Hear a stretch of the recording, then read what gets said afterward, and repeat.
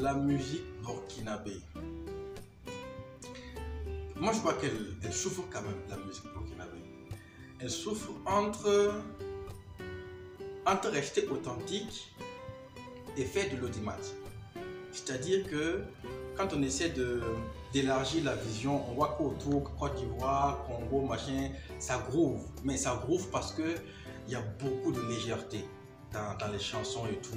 Donc on est tenté de se dire, mais écoutez, il faut qu'on passe aussi à ça, il faut qu'on fasse des trucs assez vulgaires et dans la dimension internationale pour que ça prenne. En même temps, on veut rester authentique en bon burkinabé. Donc ça fait que cette musique-là, elle est tiraillée entre ces deux tendances. On voit des jeunes gens qui osent, qui font plus, et visiblement ça marche pour eux. Donc on se dit, mais écoutez, finalement ça marche, on a envie de partir. En même temps, souvent il y a des censures, donc on ne sait pas vraiment cette musique-là, qu'est-ce qu'il faut faire. Moi je pense que on en a encore pour longtemps, hein, cet tâtonnement-là, jusqu'à ce qu'on décide de prendre un chemin. Mais on aurait eu beaucoup plus d'avantages si on avait une identité musicale.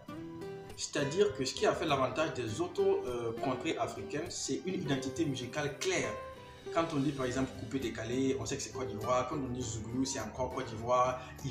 Ils passent leur temps à inventer des identités. Et voilà.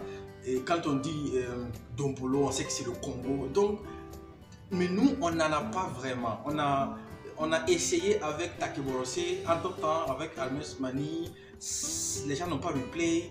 Bon, le Warba, c'est pas une identité, c'est un rythme. Donc, ça ne peut pas marcher pour tout le monde.